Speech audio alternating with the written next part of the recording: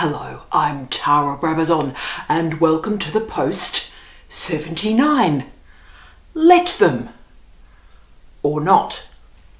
This post comes via request from one of my former students, the legendary James. Hi, James. And James was having a conversation, a robust conversation with his partner, Queen A. And I'll use Queen A because she's got a beautiful but quite unusual name. And Queen A had read Mel Robbins' The Let Them Theory book, published right at the tail end of 2024. And she'd also watched the Oprah interview and a whole series of interviews. And she was pretty horrified, worried and concerned. And so she shared that with James, and James read the book and also watched the Oprah Winfrey interview. And James contacted me on LinkedIn, as he does every few months, which is delightful, but he was pretty cross. And he said to me, quote, "Why the hell does this book exist? And why is it part of popular culture?" End of quote. James was one of my great students when I taught popular culture many moons ago, and he was great and had a lot of robust conversations about the nature of popular culture and consensus and its andragogical function. So we had some great conversations about that decades ago. But James got back in touch with me and said, "Look, something weird is going on here. Can you help us work through this?" And I said, yes, I'm excited. So I bought the book, I read the woman's career, I looked at the Oprah Winfrey podcast, and I looked at all the different interviews. Can I say, poor Jamie Quinton, my wonderful husband, also watched the Oprah Winfrey interview with Mel Robbins and over Christmas, and he was somewhat stunned and horrified, and he didn't actually speak for about 35 minutes after the interview. So a lot's going on there. I've overshared James's request with all sorts of people in my life. And look, we can laugh at this book. We can dismiss it. We can go, oh, look, it's just rubbish. But the point is, it's a bestseller on the New York Times list, and all sorts of people are talking about it. And as James realised so clearly, something very, very strange is occurring here. And I think it is important in real time that we address what all of this means. So for post 79, during this very tough period of the year, during this very tough decade, let's work out what's going on. And this is, as James realised, and Queen A, this is quite problematic, and this is a very damaging movement. So before we get to the author, before we get to the book itself, I do need to talk about self-help as a genre, as an oeuvre. Now, let's start with a fun fact. What was the best-selling book of the 19th century? Well, it wasn't Charles Darwin's On the Origin of Species. It wasn't Marx and Engels' The Communist Manifesto. Actually, the best-selling book of the 19th century was written by a man who we very rarely hear about today. And that man was Samuel Smiles, and the book was titled Self-Help. So this is the book that became the genre that we have to this day. Now, Samuel Smiles' best-selling book is, of course, Self-Help. He wrote many others that also did incredibly well.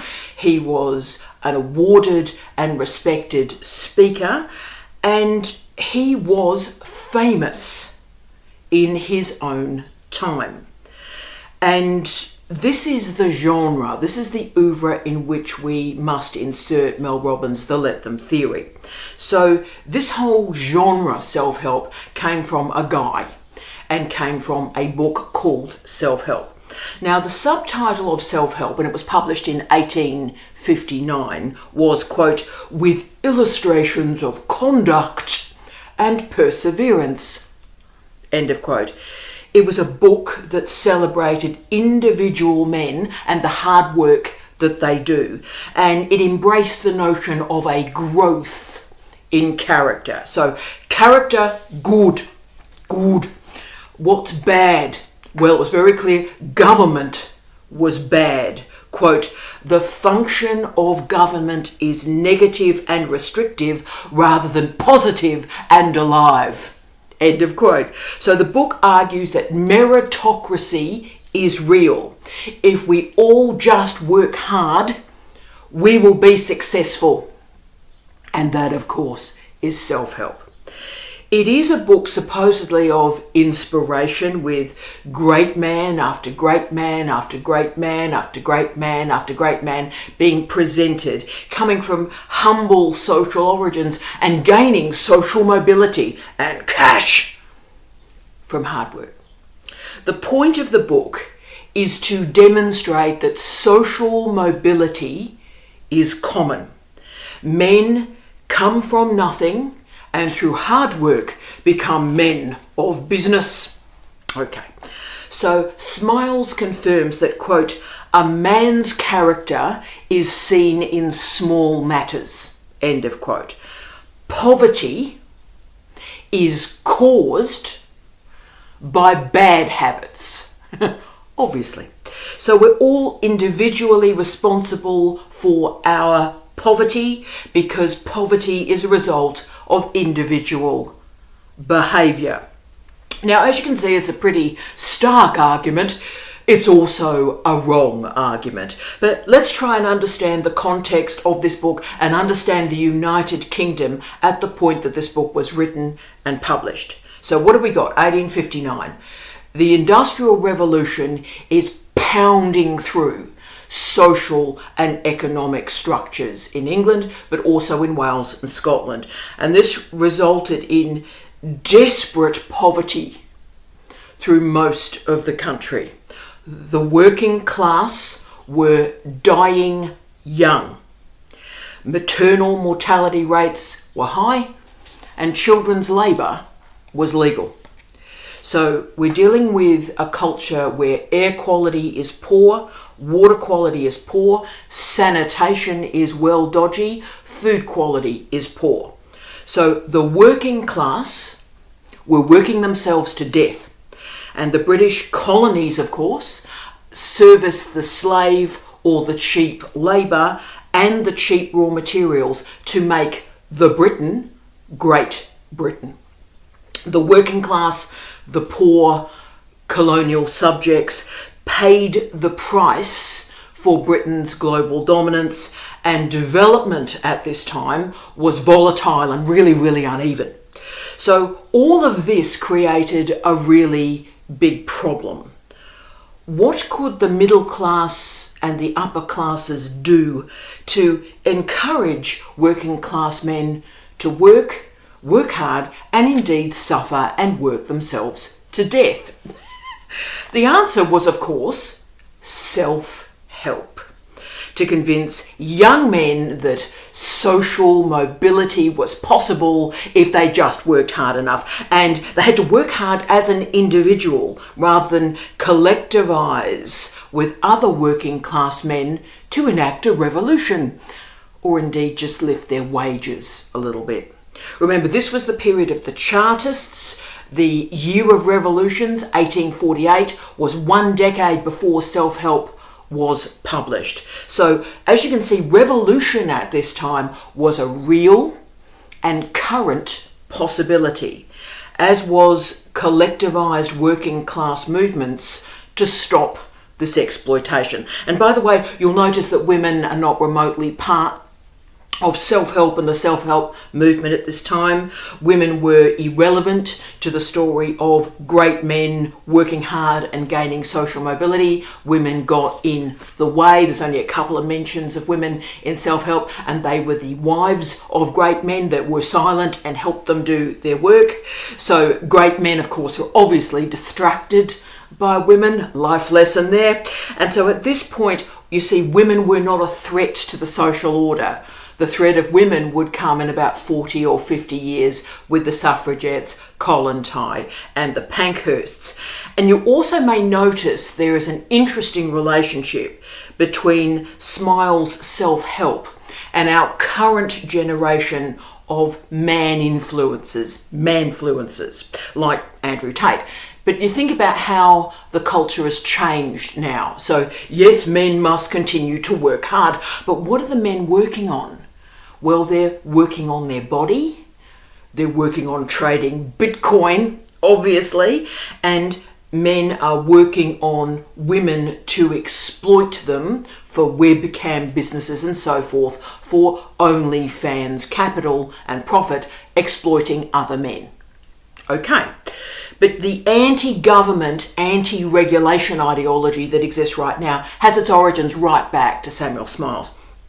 So the threat of powerful working class men is clear through all of this. So the book Self-Help had to keep working class men quiet and focusing on themselves as individuals. The difficulty with self-help is that the book was wrong, that meritocracy is an ideology and hard work does not create a decent life, because work is unstable, it's unpredictable, and it's precarious. The capitalist workforce, the whole point of this, is based on the extraction of labour from workers. And workers must be paid as little as possible to maximise profit. That's the point of capitalism.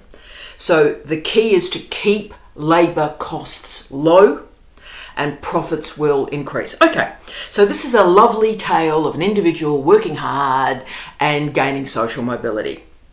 But it is, as Thomas Hughes has described it, quote, a version of compassionate conservatism, end of quote. So a person of ability works hard, is valued for that work, and is socially mobile. This was the meritocratic dream that was perpetuated through the 19th century to stop working class men questioning their lives and collectivising and making change.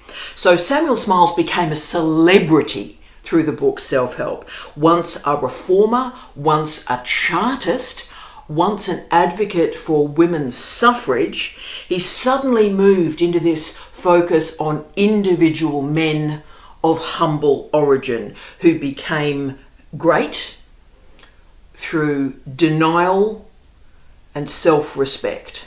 Okay, now today we very rarely hear Samuel Smiles' name. His legacy has disappeared, but the phrase he invented, self-help, has been perpetuated and exploded. Now through the 20th century, the most profitable publishing for self-help, the audience moved to women. So middle-class women were struggling with their version of meritocracy that's captured by the cliche, quote, having it all, women having it all. That was sort of the phrase of the second wave of feminism. Now, of course, the notion of anybody having it all is absolutely wrong and absolutely ridiculous. It is in the interests of capitalism for women to be in paid work, and as we know, underpaid for the work that they're doing in the workforce, but also continue the completely unpaid work in caring responsibilities, giving birth and raising children, and the generational care of the generation on, the parental generation, and also the kids. So that's the caring infrastructure that is enabled by women. So of course, almost all of that is unpaid, and it allows society to function. So self-help became about individual women having it all, or putting it another way, managing absolutely impossible tasks to just try and keep society and families from not crumbling. Okay, so all sorts of new Samuel Smiles started to build their career, finding simple answers to simple questions, or indeed providing simple answers to questions that no one was actually asking. Malcolm Gladwell created a whole series of books that were basically based on a t-shirt slogan. And Tony Robbins, one of my personal favourites, generated this guru-enabled income stream by, again, retelling the story about how his mother ruined his life, and yet he overcame what his mother did to him and taught millions of people around the world to also blame their mothers. Great stuff. So there's an industry composed of men that tell other men to man up and also teach women to be quiet. And if you think about Dr. Oz, you think about Dr. Phil, Oprah gave those gentlemen particular profiles and gave them a platform and an interface and a whole series of books to be published. So through the latter stages of the 20th century and this first 25 years of the 21st century, self-help was written by women for women. And as we've talked about in the last few posts, and who knew this was all going to be planned, but there you go. In the last few, like phrases like lean in and stuff. So all of this was about women writing books for other women. And these books are about women transforming the self into a project. Individual women working on themselves rather than wider social issues. So the Samuel Smiles Project has now moved to women because the unpaid and underpaid labour is now being conducted by women. And if women stopped doing this labour, then social structures would collapse. So what we've described in the last few posts as the infrastructure of care, the caring economy, is being carried by women. And what that is doing is it is allowing oppressive, corrupt, discriminatory workplaces and economic and social systems to continue. To stop women realising the scope and the scale of their exploitation, self-help has to swing in here and get women sort of terribly focused on ourselves. Me on a diet, me buying shoes, me finding a better way to clean the bathroom. Yeah. So you get the picture that's going on here. And can I also say self-helpers deserted men and they're left with the Jordan Petersons and the Andrew Tates, right? So to wonderful James and Queen A, you can see the context that's developed around the Mel Robbins The Let Them Theory book. The information on Mel Robbins is pretty easy to outline, but we need to log here that something strange is going on. Even the Wikipedia entry for Mel Robbins has a banner over the top of it and says, we can't verify any of these sources through third-party sites. And what that means is the information that they present is lacking references. They can't get beyond the PR. Now, obviously, I've researched her career and I can see the problem. What's occurring is that any mention of her, the reference goes to her website, her LinkedIn profile, or her podcast, right?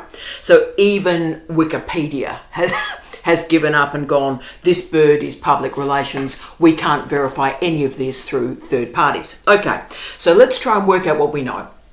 Born in 1968, she has a BA in History, Film and Women's Studies from Dartmouth and a JD from Boston College Law School.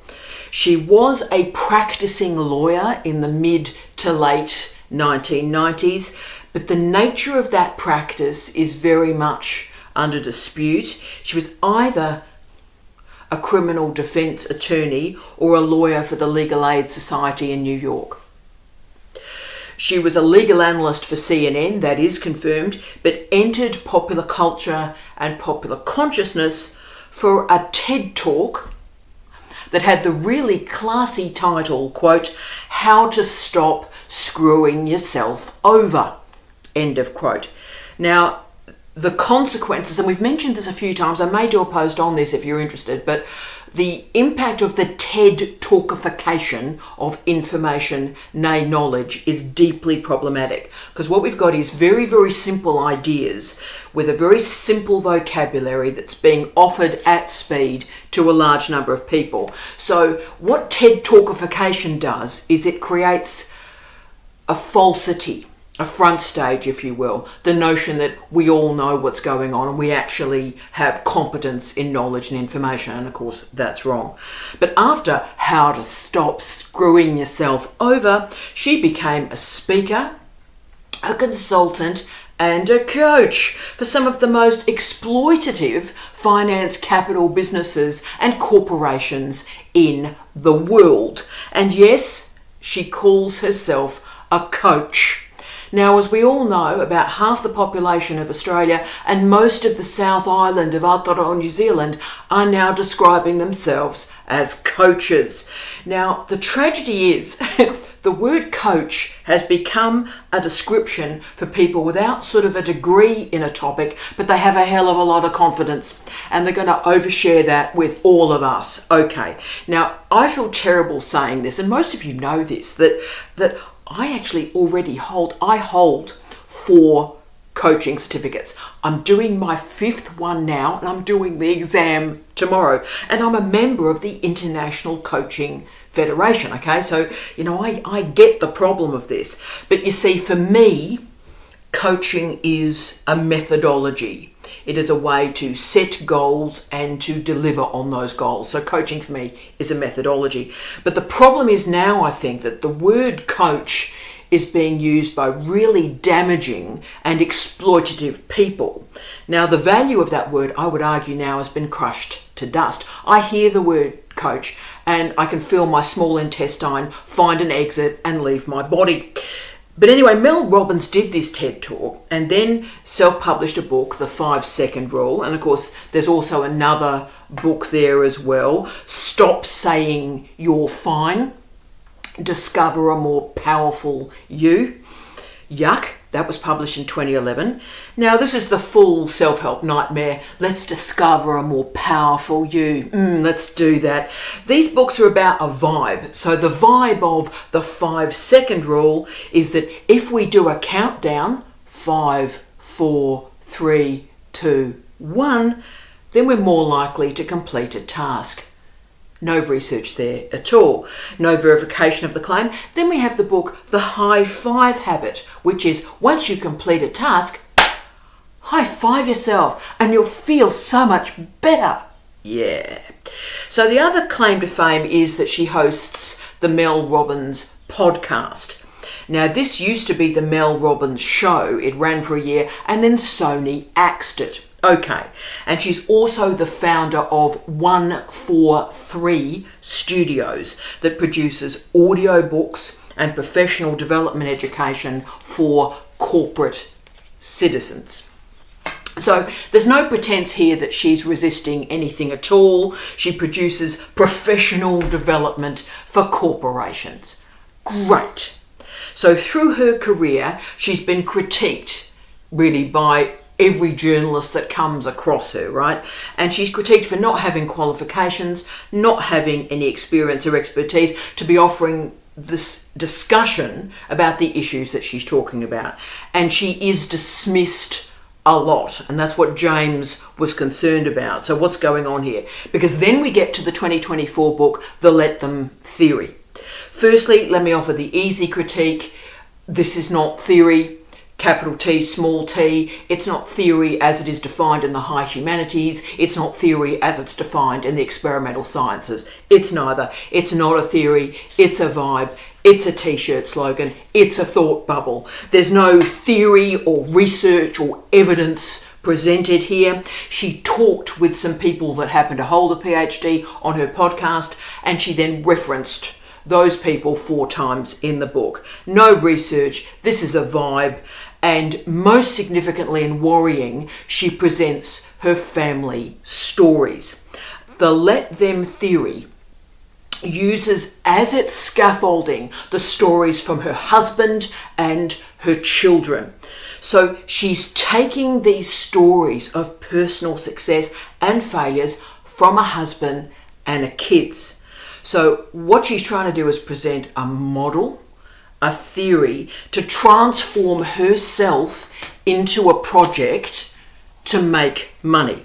Now, James and Queen A talked about this book and how horrific it was and how horrific the start was. And the start of the book is that Mel Robbins states her husband has placed her family in $800,000 of debt. And she was working hard to pay off his debt. And then she lost her job and she stated, quote, "I enviously watched my friends find success after success while we were battling to put groceries on the table. I'd just been laid off and I had no idea what to do with my life. End of quote. Now, of course, this is from the Samuel Smiles playbook, from an origin story of failure and despair, success and triumph. So this book is about, quote, how I changed my life, end of quote. She changed her life by, hang on to yourself, quote, deciding to get serious about trying to make money as a motivational speaker, end of quote. That was her life plan, making money as a motivational speaker. And she achieved it by completing a 25-city tour for JP Morgan Chase. JP Morgan Chase is an asset management company and the 5th largest bank in the world. Wow! Wouldn't you feel really good about yourself knowing that you delivered motivational speeches to JP Morgan Chase? And to summon an Australianism at this point, yeah, nah. Yeah, nah. All this delusional rubbish appears in this book. Quote, I'd become the most booked female speaker in the world, end of quote. No reference for this statement, by the way. But think about it.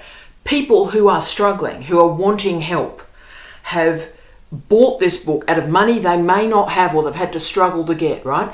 They've paid money to get this book to try and help themselves, okay? And what they hear is about how she was booked as a speaker. No one cares. No one gives a damn. But also, all the signs of a narcissist are present in this book. There's all sorts of these bizarre internal questions that have taken place. And she sort of summons these invisible armies and then fights them. So, quote, when people would ask if I have a PhD or if I was a therapist, I would say, no, I learnt everything the hard way by screwing up my own life and then having to fix it. End of quote. This is not a good thing. Having a PhD is valuable, and what a PhD signifies is sacrifice, parking the personal, transcending your own individual experience, doing research, and having that research assessed by independent, external, international scholars. And if you think about a therapist, there is at least one degree there, and there's all sorts of clinical, qual, and quant methodologies going into clinical practice. All of this is valuable. These degrees, the capacity to understand the life of others beyond the gauze of the self. But supposedly she has the right to speak because she's got a data set of one, she stuffed up her own life and then supposedly fixed it by doing speeches for JP Morgan Chase. Here's another shocker, quote, for everything I have accomplished, I had no prior experience or proper, inverted commas, credentials to pursue, end of quote. So there it is. We have the full anti-intellectualism presented there. Anti-research, anti-expertise, anti-qualifications, and instead she summons the gift of failing a lot and having to sort out her own life. So let's do the argument of the let them theory. Quote, if you're struggling to change your life, achieve your goals, or feel happier, I want you to hear this. The problem isn't you. The problem is the power you unknowingly give to other people. The truth is, the other people hold no real power over you unless you give it to them. End of quote. There's the argument of the book. Right now, that's the full train wreck, right? No one has power over us. We have given them that power. So that argument demonstrates no understanding of organisational theory, organisational culture, no understanding of Karl Marx's double freedom. doesn't understand how bullying operates, sexual assault, sexual harassment, gaslighting, on we go. So let's use the example, shall we, of Giselle Pellico, whose legal case was heard at exactly the same time as this book was released. So these two events, the release of this book and this court case, were in parallel temporally. Okay, so Giselle Pellico's husband, Dominic Pellico, drugged and raped his wife between 2011 and 2020. He invited at least 83 other men to rape her while she was drugged and unconscious. And her husband filmed these rapes while they took place while she was unconscious. Okay, he was only discovered that he did this and arrested by police when he was taking upskirt photographs of women in supermarkets, and they looked at his computer and then they discovered thousands of hours of video, including the multiple rapes of his own wife. Now, Giselle waived her right to anonymity, and the public trial revealed how she was drugged to enable these sexual assaults. And it raised a whole series of questions about what consent looks like in marriage and what are you consenting to in marriage. This man drugged and raped his wife and then allowed other men to rape her while she was unconscious. So therefore we require a really good, clear conversation about women, about men, and about power. Did Giselle give her power away? Did she grant permission for the drugging, the raping, the sexual assault by 83 men? Was that on her? Seriously. But instead of looking at these real cases, and remember she's got a law degree, instead of looking at these real cases, Mel Robbins talks about the proms of her daughter and son, minor, ridiculous, minor moments in the life of a comfortable middle-class person. So from this position, she states, quote, "The only person you are in control of is you, your thoughts, your actions, your feelings." End of quote. Is control the focus? Is control the point? For all of you out there who have been attacked, ridiculed, bullied, assaulted, harassed, I am so sorry that this injustice exists in the world. And this is not on you. Power exists. And that power is used every day to destroy other humans. The decision that Mel Robbins' son makes about his prom is irrelevant and inconsequential. Mel Robbins' feelings about her friends not inviting her to a brunch, irrelevant. Mel's feelings about being in a long queue to buy a cup of coffee, irrelevant. But to generalise these sort of minor life moments to people who are suffering war and violence and oppression is offensive. This book is self-absorbed, it's insular, it's hyper-individualised, it lacks research, it lacks historiography, it lacks theories of organisational culture, it lacks investigations of epistemology, ontology and methodology, full stop. Let's present the argument in one sentence. Adults only change when they feel like it. Quote, "People do what they feel like doing." End of quote. This theory ignores jurisprudence, criminology, socio-legal studies. I start there because she supposedly got a degree in law. It ignores medicine, allied health, public health, ignores psychology, ignores social work, and ignores the hundreds of years of written history of people who have made decisions, not out of their feelings or self-interest, but made decisions for the public good. So the let them theory is wrong through multiple disciplines, but then of course it gets even worse. This book takes a really destructive turn and a nasty turn. Robbins talks about those other people over there, not me, talks about the other people over there. Quote, let them struggle. End of quote. Quote, adults heal only when they're ready to do the hard work. End of quote. Quote, that person needs pain in order to galvanize the will to change. End of quote. And here we go. Quote, maybe they are so far gone, they are going to become homeless. End of quote.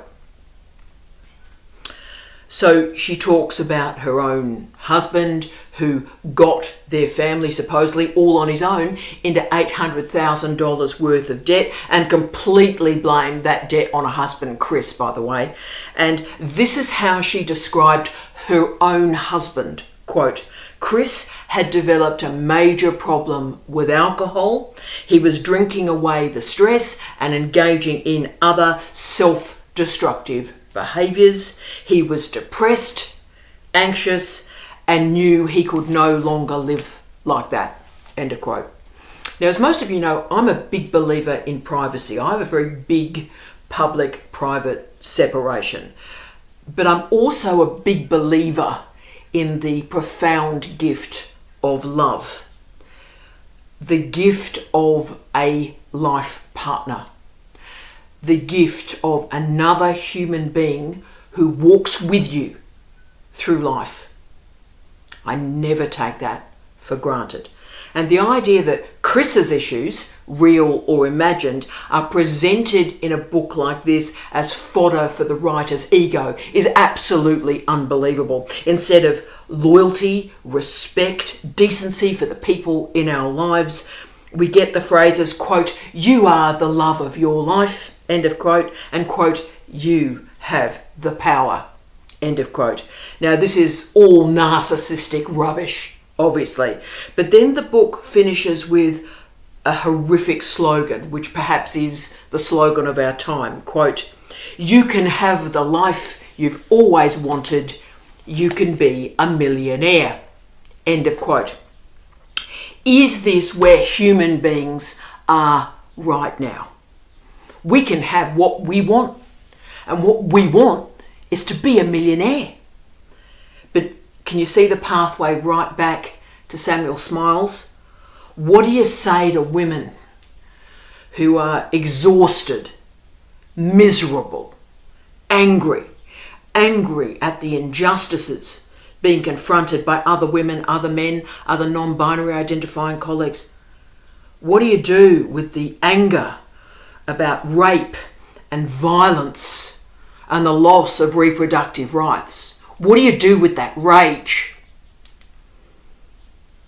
Well, we have to argue that other humans don't matter too much to us.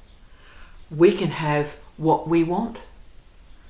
We can be a millionaire.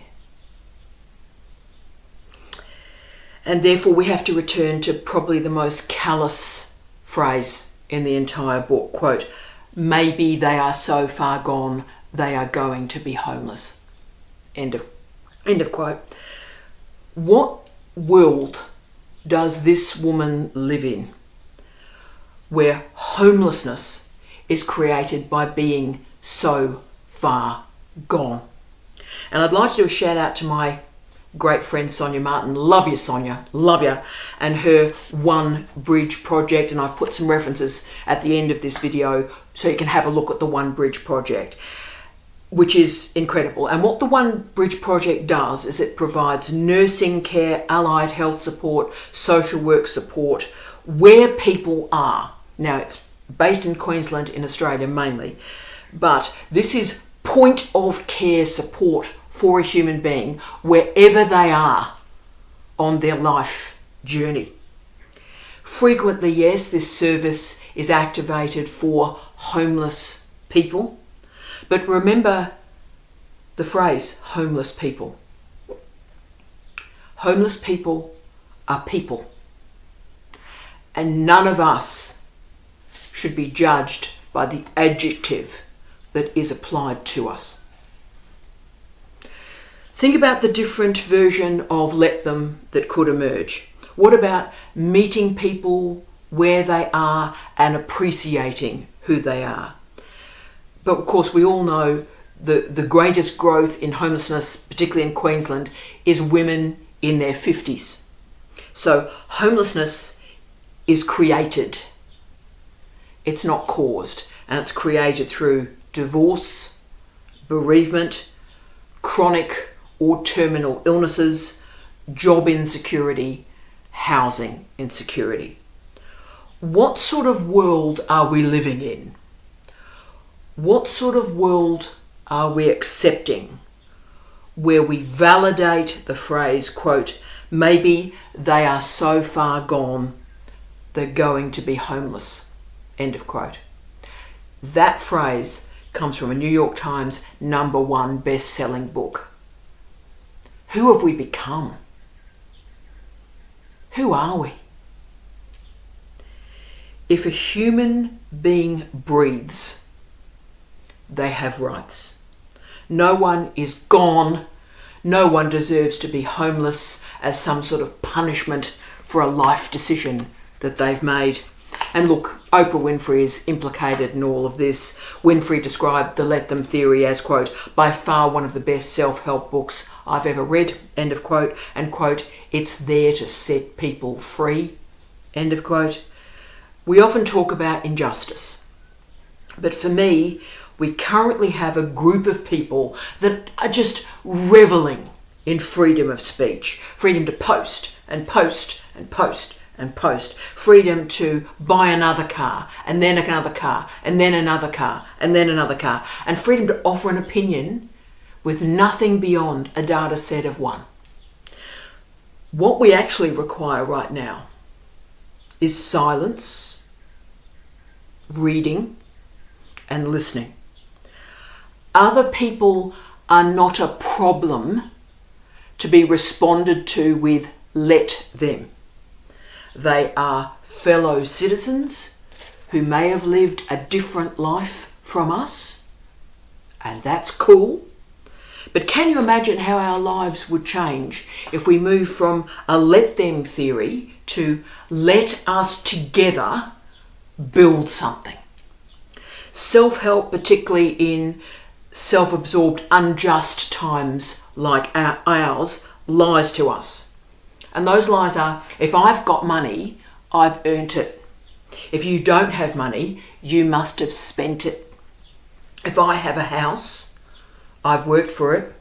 If you are homeless, then you need this to teach you a lesson.